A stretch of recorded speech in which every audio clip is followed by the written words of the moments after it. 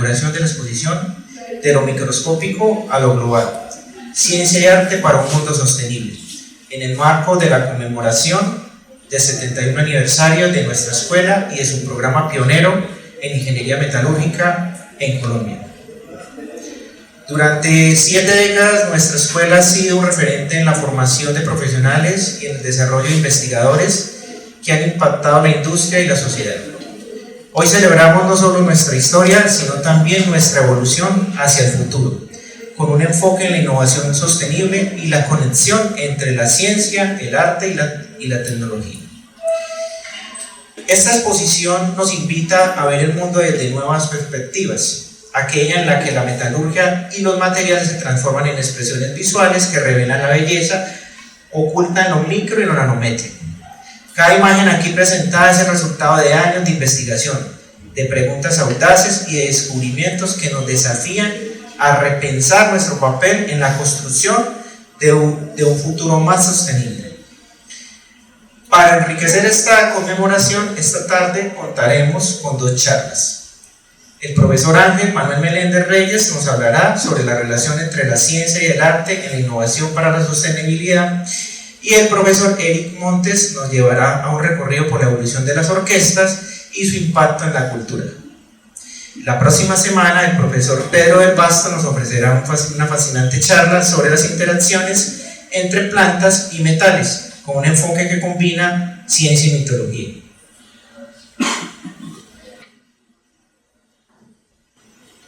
Les invito a recorrer esta exposición con curiosidad y asombro y a reflexionar sobre cómo la investigación de nuestra escuela no solo transforma la industria, sino que también inspira a nuevas maneras de ver el mundo. Muchas gracias.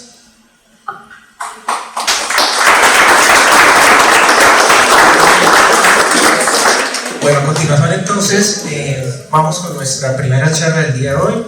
Entonces es un honor para mí presentarles al profesor Ángel Manuel Meléndez Reyes, quien ha dedicado su carrera a la investigación en electroquímica, la metalurgia y los materiales, con un firme compromiso con la divulgación científica.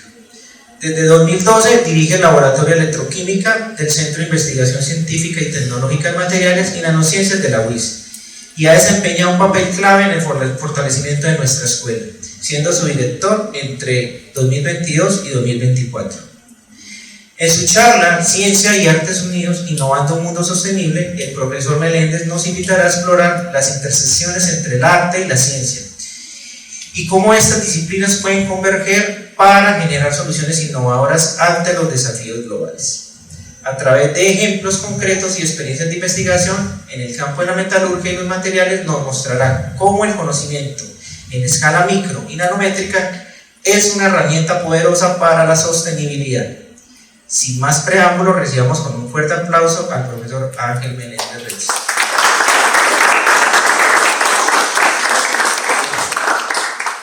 Estimado profesor Mauricio Rincón Ortiz, director de nuestra querida Escuela de Ingeniería Metalúrgica y Ciencia de los Materiales, yo agradezco por la presentación y también quiero agradecer al personal de la biblioteca y en especial a Tania Tres Palacios, bibliotecóloga y profesional de la biblioteca, y al profesor Pedro García, que es el director de la biblioteca, ya que su valor apoyo, amabilidad y diligencia para hacer posible esta exposición y las charlas que nos reunirán durante estas 2 semanas, pues han sido posible con su empuje.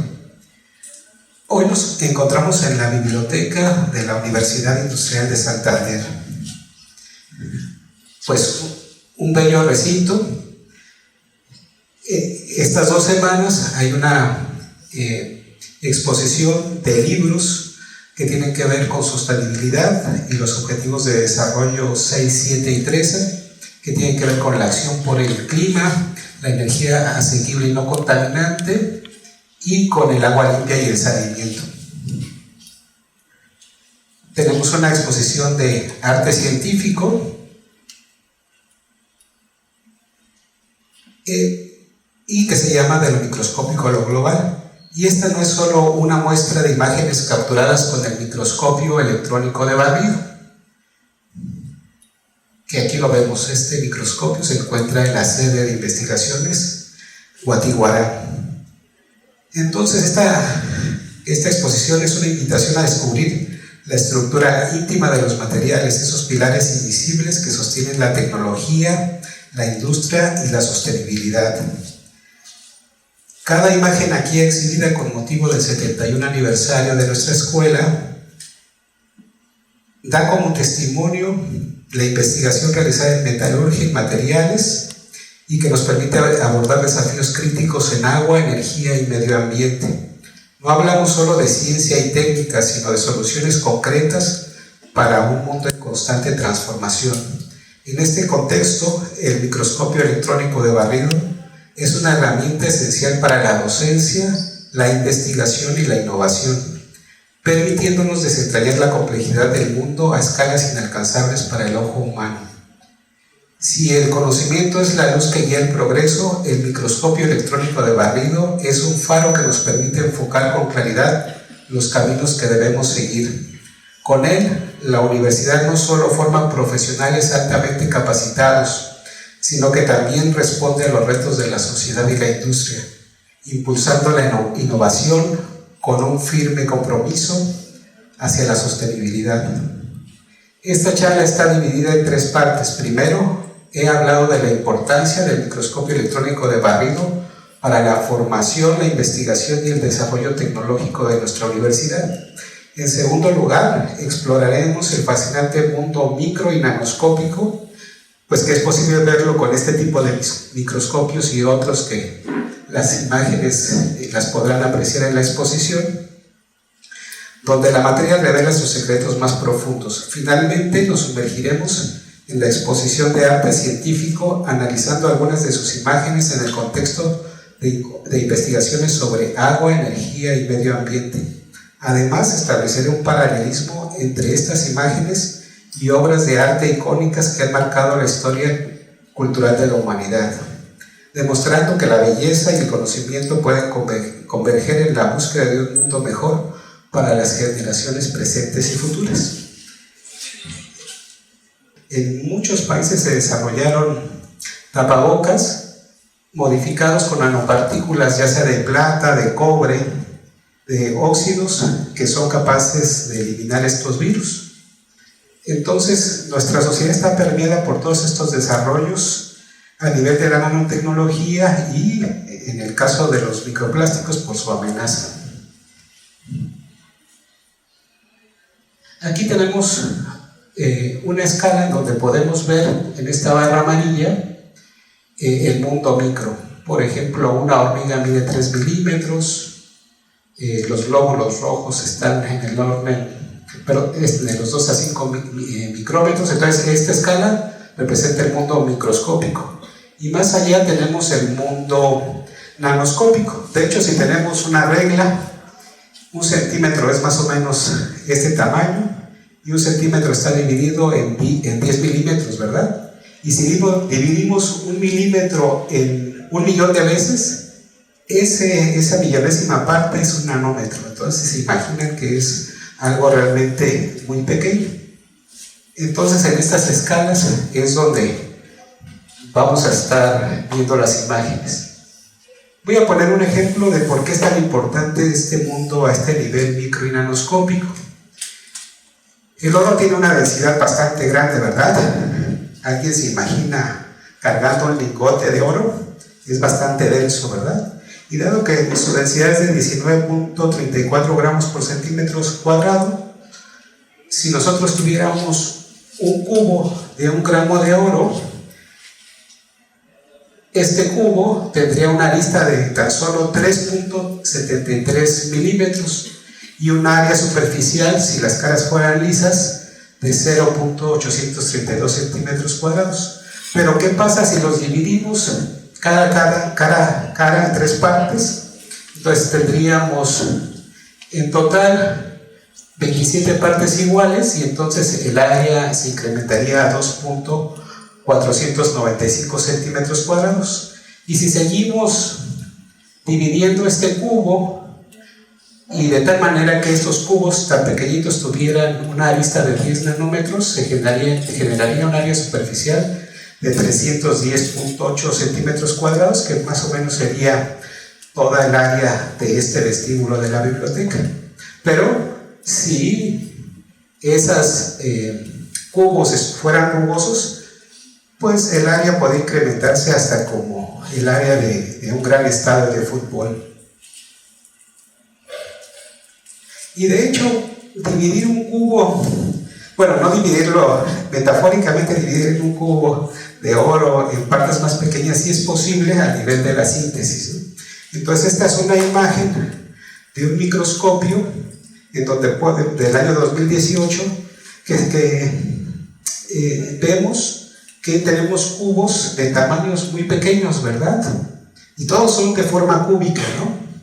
Entonces aquí hay algo bien importante, que uno esperaría que si divide un cubo cada vez más y cada vez más y tuviera cubos muy pequeñitos, entonces esto es una dispersión de oro en una solución acuosa, y esto es oro de distintos tamaños a nivel nanométrico. Vean que tienen colores muy vivos: el azul, el naranja, el verde, el violeta, ¿no? Entonces uno esperaría que fuera del mismo color que el oro masivo macroscópico, pero no, adquiere otros colores. Eso tiene que ver, lo explica la mecánica cuántica, que eso puede ser objeto de otra charla en el futuro. Y hay algo bien interesante. En nuestra época, nosotros tenemos la capacidad de manipular la materia, como ya les he comentado, generando materiales nanomicroestructurados. Sin embargo, esta copa, la copa de Limburgo, que data del siglo IV de nuestra era común, esta es la misma copa, son dos fotografías de la misma copa, cuando es iluminada, la de la izquierda de frente y la de la derecha por la parte interior. Y después de realizar muchas investigaciones, se llegó a la conclusión de que esta copa está hecha de dispersiones de aleaciones oro-plata a nivel nanométrico. Entonces es impresionante cómo en aquella época, pues sin saberlo, sin tener conciencia de ello, ya se podía hacer nanotecnología. ¿Cuál es la diferencia de aquella época con la nuestra? Que hoy podemos manipular la materia y la podemos observar gracias a los distintos microscópicos, el electrónico de barrido, el microscopio de transmisión, por ejemplo, para ver a escala nanométrica. Y ejemplos como este a lo largo de toda la historia de la humanidad los hay. Entonces los nanomateriales han existido desde hace mucho tiempo. De hecho, los físicos saben que también partículas muy finas, así las llamaban partículas ultrafinas, ¿no? En algún momento, por ejemplo, en los años 70.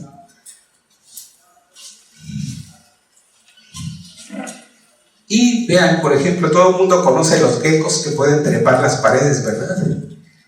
Haciendo uso de los microscopios, en este caso del electrónico de barrido, pues se pudo ver la estructura que tienen las patas de los geckos, y a nivel de laboratorio se pudo manipular, en este caso unos polímeros, para crear un material adherente, y ahí está ese material adherente con este muñeco de Spider-Man adhiriéndose al techo. Lo único es que no puede reutilizarse muchas veces este adherente, entonces la investigación está en constante desarrollo. Este es un trabajo que data de hace casi 22 años. Entonces el día de hoy estamos aquí reunidos, ¿con qué pretexto? Pues con celebrar el 71 aniversario de la Escuela de Ingeniería Metalúrgica de Ciencia de los Materiales y su programa pionero en ingeniería metalúrgica, que fue el primero de Colombia. Y pues si ven el logotipo de la escuela, tiene una hoja. Esa hoja representa pues toda la parte de sostenibilidad que en nuestros programas de pregrado, maestría y doctorado en ingeniería de materiales pues son muy importantes, y nuestras investigaciones pues van muy de la mano con todos los objetivos de desarrollo sostenible. Entonces la exposición que podrán apreciar a lo largo de esta semana y la siguiente se llama De lo microscópico a lo global, innovación para un mundo sostenible. Entonces ya esta es la última parte de la charla. ¿Y de qué les voy a hablar? Les voy a hablar de las investigaciones que la comunidad de la escuela ya sea del pregrado de Ingeniería Metalúrgica, de la maestría o el doctorado de Ingeniería de Materiales, ha desarrollado en esta última década, ¿no? Es apenas una pequeña selección de una gran cantidad de investigación que todos los profesores de la escuela, en el caso del pregrado y del posgrado, no solo de la escuela, sino también de otras escuelas, pues contribuyen a hacerla posible. Entonces, yo creo que por todos es conocido, y no les tengo que hablar mucho sobre el mercurio. En Colombia, por los problemas sociales que han habido desde hace mucho tiempo, la violencia, pues eso nos ha llevado a que muchas personas tengan como sustento la minería artesanal o de pequeña escala, y eso utiliza una técnica pues muy rudimentaria que se usaba hace 500 años, que consiste en usar mercurio. La roca se muele junto con mercurio líquido, es el único metal líquido, y al molerla, el oro que se encuentra libre, disponible para poder interactuar con el mercurio, se amalgama. Luego esa amalgama de mercurio, pues muchas veces en las ciudades, y la excepción es Bucaramanga, las trasladan hasta las ciudades, y hay personas en los techos de las casas con acetileno, con un soplete, lo que empiezan a evaporar el mercurio, ¿no? Entonces, dispersando al medio ambiente el vapor de mercurio, que es muy tóxico. Y además, como esa técnica pues no es eficiente, en muchas ocasiones lo que se hace es que a los residuos que fueron molidos con ese mercurio, los residuos minerales, se les agrega cianuro, una solución con cianuro de sodio, ese se llama el proceso de cianuración, para extraer el oro que queda, y eso aumenta la extracción metálica. Si ustedes ven las noticias de los últimos días, verán que los precios del oro aumentan cada vez más, y eso hace que también la minería artesanal y de pequeña escala sea más intensiva. Aquí en Bucaramanga, en el área metropolitana, el año pasado tuvimos unos niveles desorbitantes de mercurio. Lamentablemente los monitoreos no se hacen diarios, hasta tuvieron que cerrar las compuertas para que no nos llegara esa agua. Entonces tenemos problemas de contaminación graves, pues no solo aquí, sino en muchos otros lugares de Colombia y del mundo. Por ejemplo, China, y sobre todo países en vías de desarrollo son los que tienen estos problemas. ¿Qué es lo importante aquí? Que como la gran mayoría son países en vías de desarrollo, pues investigaciones para mitigar este problema pues no son muchas, ¿no? Lamentablemente, porque pues los países llamados de primer mundo pues están interesados a lo mejor en desarrollar celdas solares y no en resolver los problemas que tenemos en nuestros países. Entonces se han realizado varias investigaciones, por ejemplo, muchas de ellas realizadas en el grupo de investigaciones en minerales, biometalurgia y ambiente, para poder remover este mercurio de las aguas contaminadas.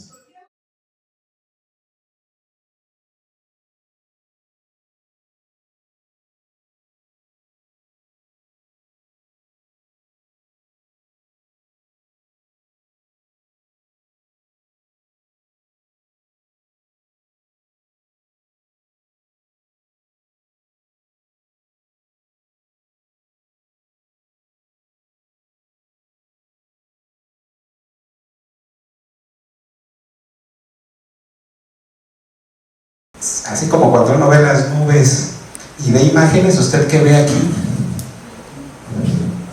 Un pie, exactamente, ve como un piecito de bebé, ¿verdad? Entonces ahora lo que voy a hacer es un ejercicio de tratar de relacionarlo con el arte, ¿no? Entonces pues ahí está el pie, ¿no? Qué bueno que usted lo dijo y no solo yo me lo imaginaba, ¿no? Y miren, aquí está un pie similar, y ese pie forma parte de una obra que yo creo que todo el mundo conocemos. Esta obra se llama El Guernica, de Pablo Picasso.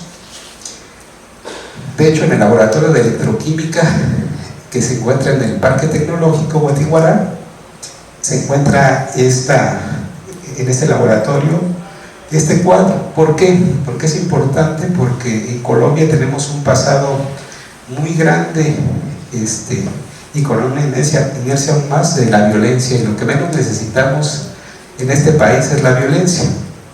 Y este cuadro lo pintó Picasso el mismo año, en 1937, cuando fue un bombardeo a la población de Guernica, en España. Y en este cuadro, aquí vamos a hacer un ejercicio.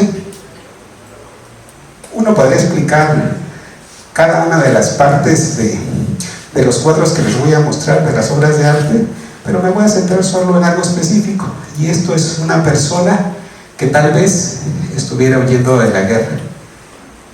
Pues si ustedes leen más sobre la obra, algunas personas dicen es una persona hincada, es una persona corriendo, y a veces inventamos historias como si pudiéramos meternos en la mente de Pablo Picasso y saber cómo son las cosas, ¿no? Pues la historia tiene un poquito también de esa magia de contar historias, ¿no? Pero pues a ciencia cierta no lo vamos a saber.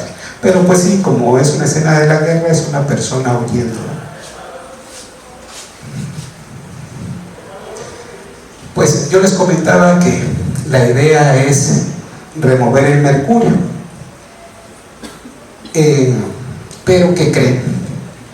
Que cuando el mercurio se deposita sobre acero inoxidable, y como hay cianuro, les había comentado, otros metales pesados, el cianuro lleva a que se forme una capa muy gruesa de óxido y ya no permite que se siga eliminando, removiendo el mercurio de la solución contaminada.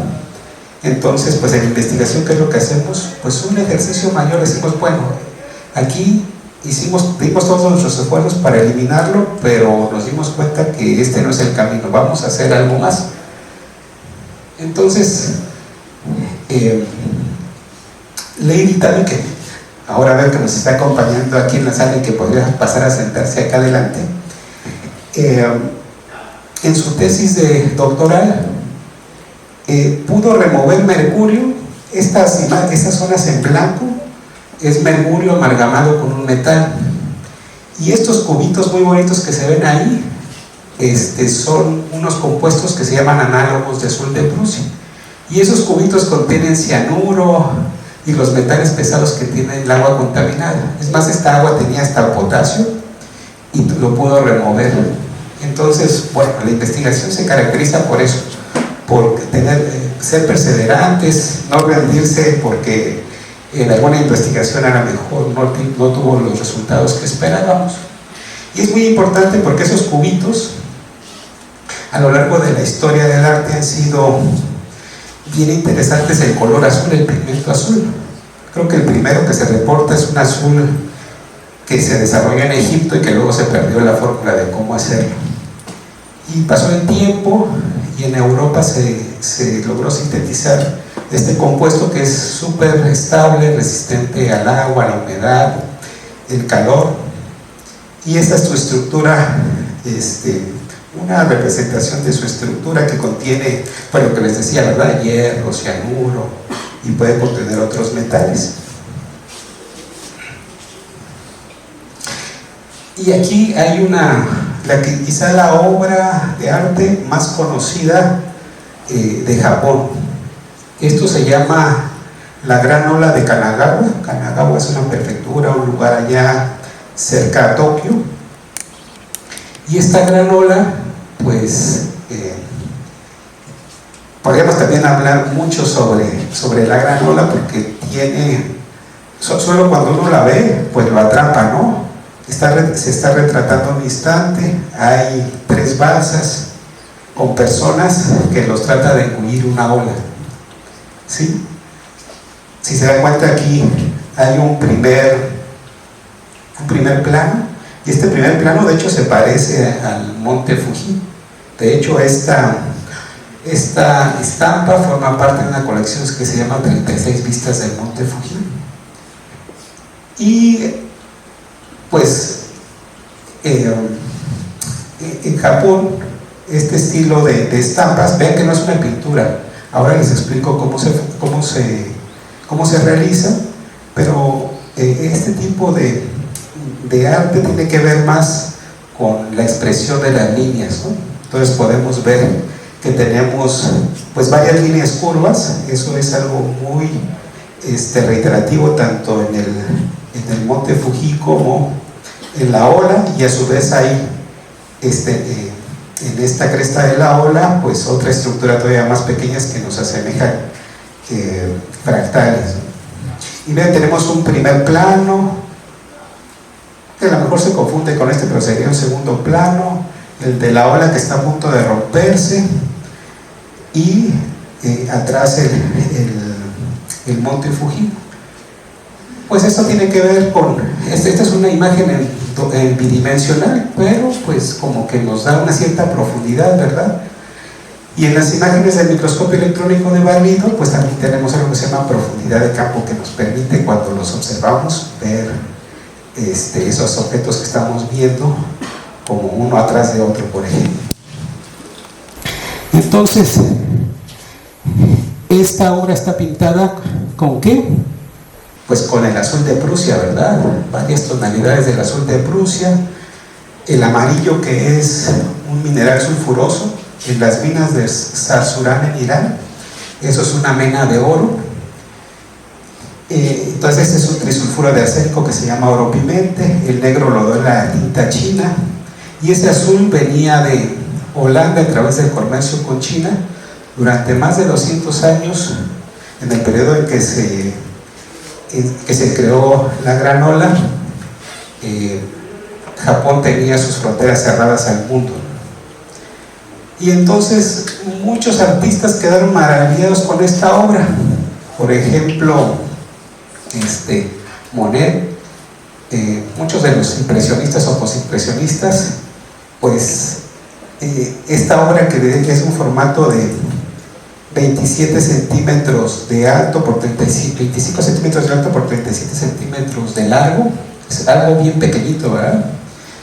Es una estampa que se hizo masivamente. Se imprimieron cientos de estos ejemplares, y por eso en varias partes del mundo, en varios museos, se encuentra esta obra. Y de hecho, en su época, esta obra pues no era apreciada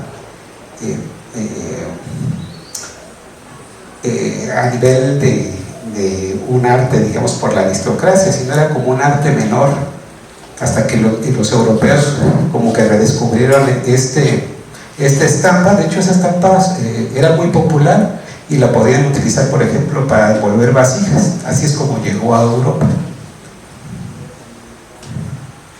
Y entonces lo que hizo Hokusai, que fue quien pintó esta obra, es que la pintó, pero la pintó como si fuera un espejo, porque tenía que ser grabada en una madera muy especial de cerezo, que podría trabajarse bastante bien. Entonces en esa época ya había especialización, había alguien que tallaba la madera, y luego había otras personas que eran los grabadores, que con unas hojas de bambú, como se ven ahí, con un asa, empezaban a aplicar para cada plancha un color, por ejemplo los azules, el amarillo, el negro, y así es como con 7 u 8 de esos grabados se podía hacer la estampa de la gran ola. Ya tenía una influencia impresionante. Hay esculturas en varias partes del mundo de la gran ola, y la gran ola se ha recreado de diversas maneras y las han retomado para crear otras obras de arte. Entonces es algo interesante, porque es arte que es accesible en su época fue accesible a todo el mundo, ¿no? Porque a veces algún artista puede crear una obra para que esté dentro de la colección privada de alguien, y entonces ese arte no es accesible a todas las demás personas. Bueno, y esta ola tiene unas como esferitas de agua, ¿verdad? Unas espumitas. El agua siempre tiende como líquido a ocupar el menor espacio, y entonces por eso vemos gotas de agua. Y el menor espacio, el volumen que ocupa esa agua es esférica. Y aquí tenemos unas esferas de mercurio. Hay unos métodos que se llaman electroquímicos para determinar a metales pesados en aguas. ¿Por qué? Porque el agua podría estar contaminada, y entonces en una superficie de un diámetro no mayor a 2 milímetros se depositan gotitas de mercurio, microgotas, y luego se impone una energía para que esos metales pesados se concentren y formen microamalgamas, y luego se redisuelven, y así podemos determinar si hay metales pesados en las aguas. Y entonces esta fue una tesis de pregrado que estuvo explorando cómo era la calidad del agua en los distintos bebederos de la universidad, y la conclusión fue que pues toda esa agua era segura para beber. Algo bien importante es que Hokusai fue una persona muy longeva. A los 33 años pintó esta ola, 1792. A los 44 años esta otra estampa. A los 46 años esta.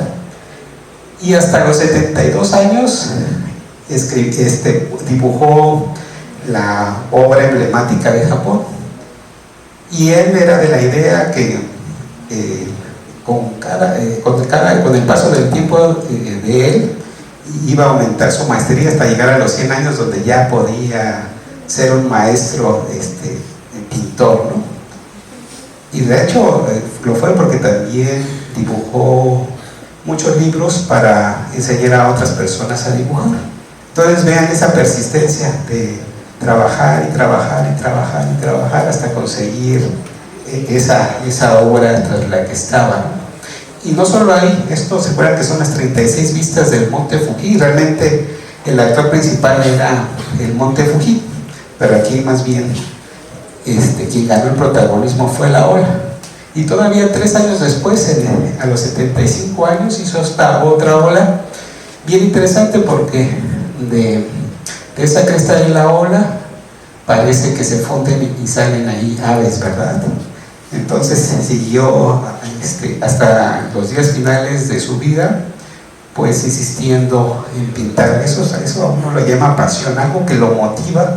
Cuando algo lo motiva a hacer algo, pues uno siempre ve la manera de hacerlo, de ponerle empeño y de seguir adelante. Entonces Hokusai era un apasionado del arte, del dibujo.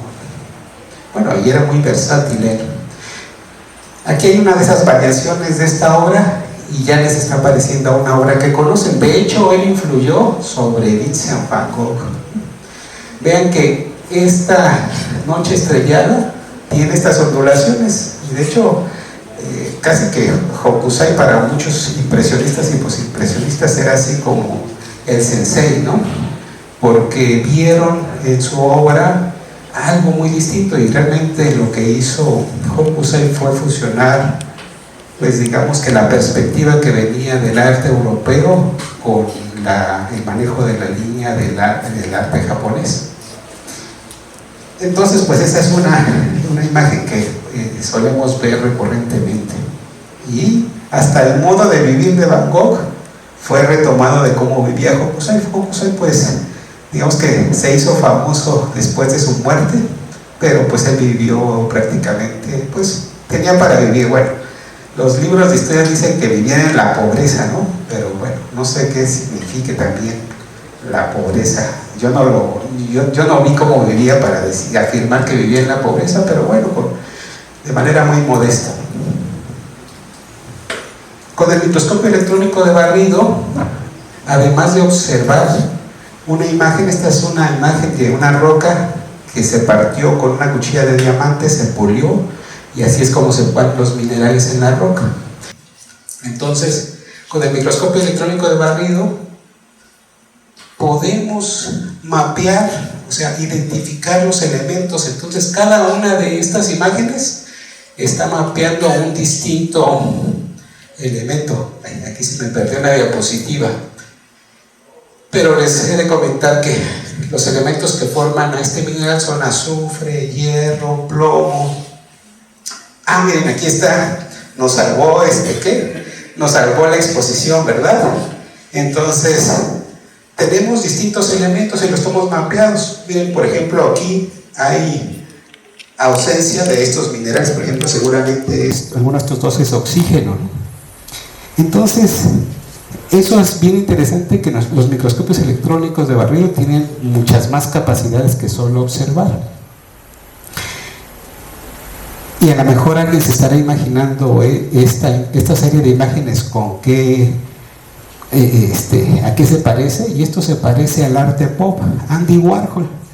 Esta es una serie de fotografías, una fotografía repetida de Marilyn Monroe. Son una serie de retratos con unos colores vibrantes, a lo mejor bastante chillantes, y que pues representa nuestro mundo actual, el consumismo, ¿sí? Que las estrellas de Hollywood pues son muy publicitadas, se consumen muchos objetos relacionados con este símbolo.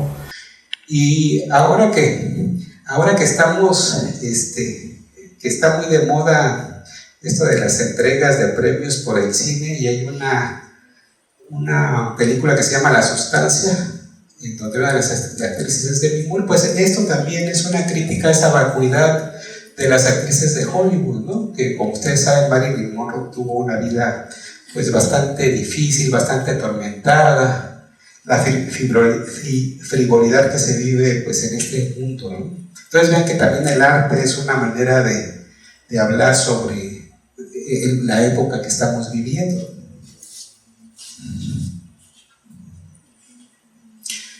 Aquí tenemos una imagen de una microcavidad. Varias de las investigaciones que se presentan en esta exposición tienen que ver con la electroquímica. Esto es una cavidad esta cavidad tiene de ancho 500 micrómetros, o sea, medio milímetro. Y en ese medio milímetro podemos empacar catalizadores, minerales para estudiar los procesos de lixiviación, en fin, toda una serie de compuestos que sean pulverulentos, los podemos estudiar en esta cavidad.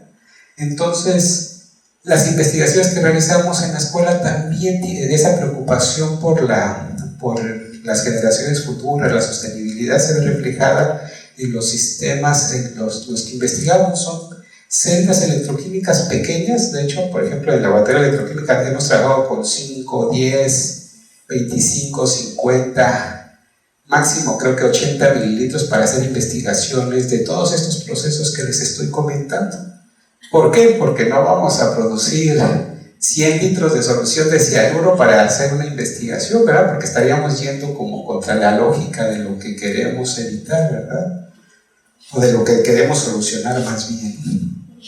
Por ejemplo, en este electrodo se empacó con galena, que también en esta exposición puedan ver unos granos de sulfuro de plomo.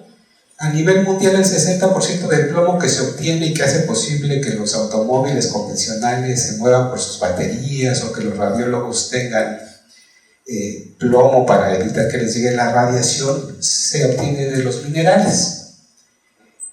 Y entonces nosotros empacamos esas partículas, esos granos minerales en esa cavidad, y usamos unos líquidos pues amigables con el medio ambiente porque son biodegradables, no contienen agua porque pues el oro de nuestros días es el agua potable. Y entonces, a través de un proceso de reducción, logramos convertir ese sulfuro de plomo. De hecho, los granos se parecen a estos. Esos granos de sulfuro de plomo se convirtieron, estas barras son de plomo metálico. Entonces, estamos trabajando en desarrollar procesos que tengan menos impacto con el medio ambiente. A veces la metalurgia es muy criticada, ¿verdad?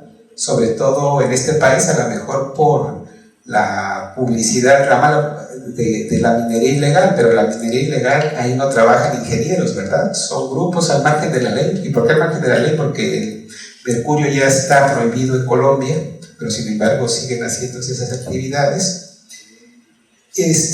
Pero yo quisiera preguntar a todos los que a lo mejor sin fundamento o sin argumentos dicen, cuestionan a la metalurgia, bueno, usted puede vivir sin una laptop, usted puede vivir sin un material quirúrgico metálico que hace posible la cirugía de una persona.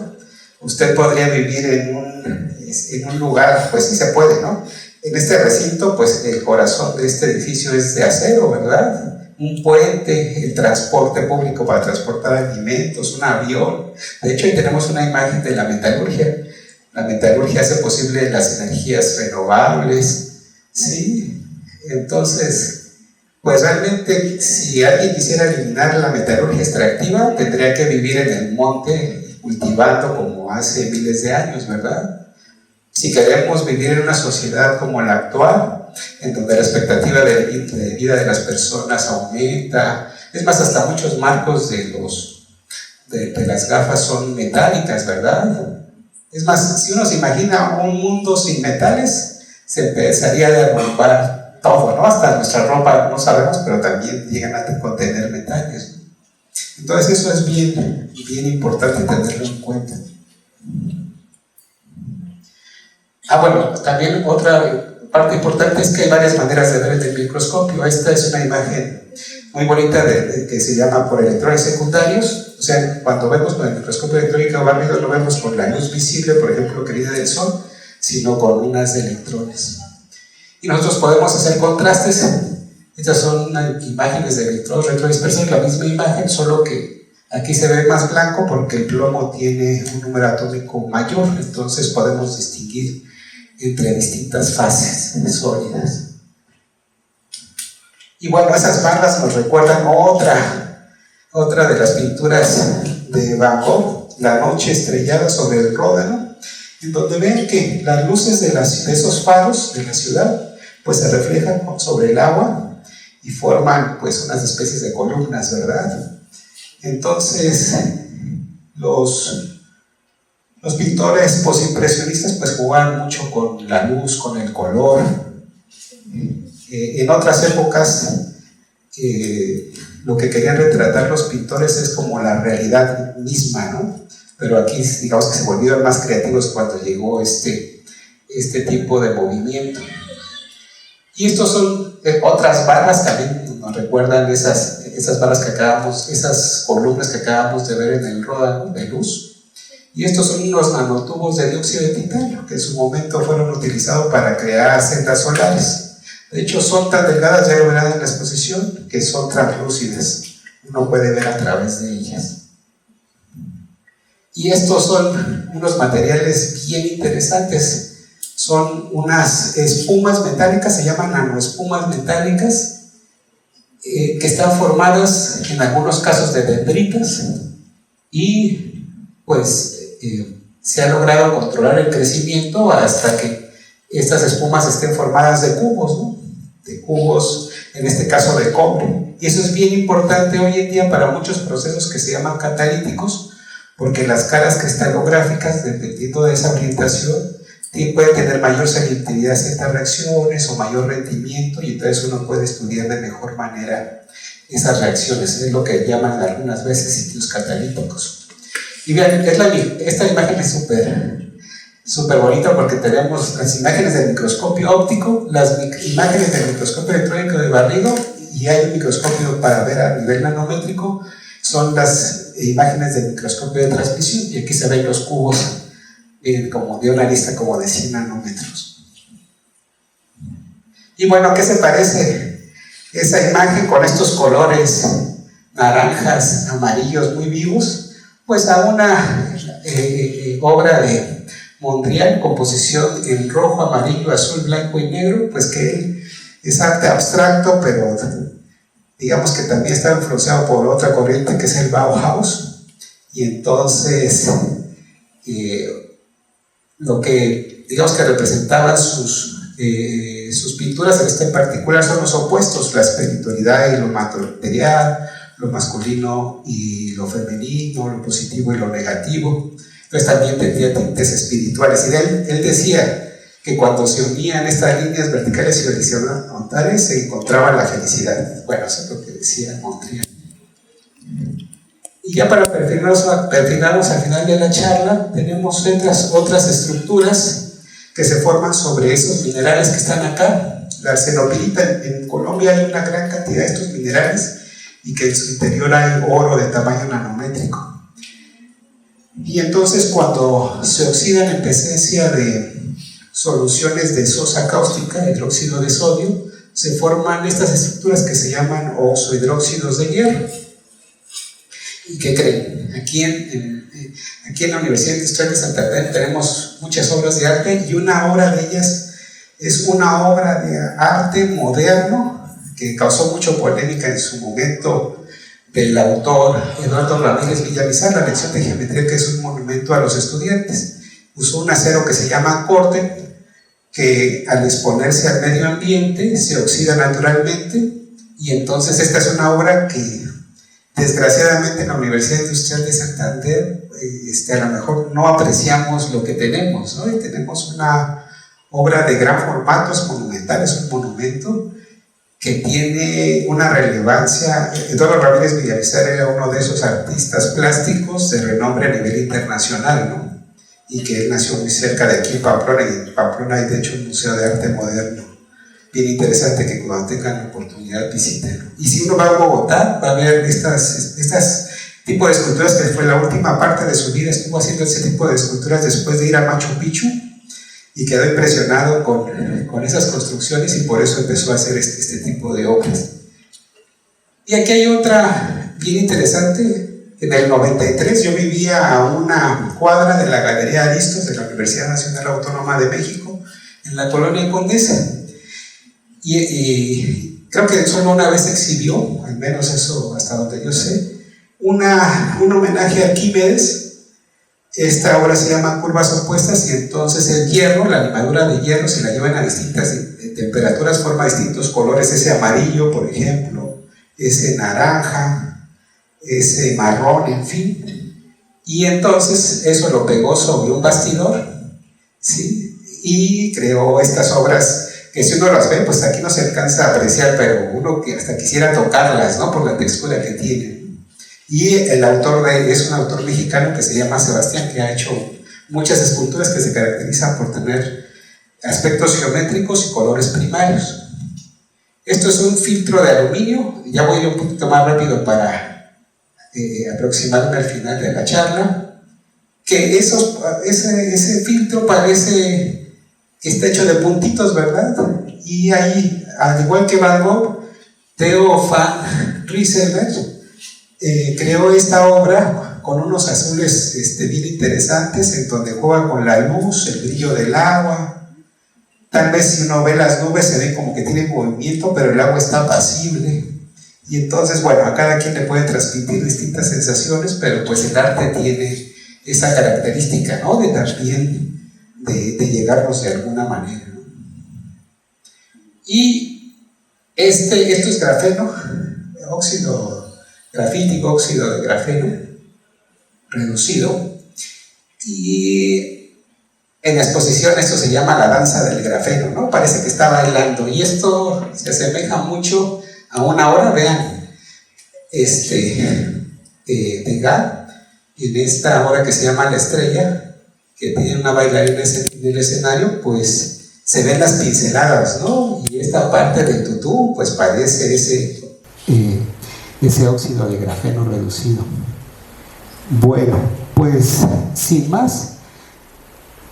Generalmente en esas presentaciones al final salen las fotografías de todos los investigadores que han trabajado con ellos, ¿no? Pues yo más bien quiero mencionar a toda la comunidad que de alguna u otra forma tiene con la escuela, o la comunidad de la escuela que ha trabajado en investigación, pues para tener un mundo mejor, para resolver los problemas que tiene la sociedad en medio ambiente, en energía, en agua, que son pues aspectos prioritarios de la agenda de la ONU 2030, y que es importante para el bienestar de las personas y para eliminar, entre otras cosas, la pobreza.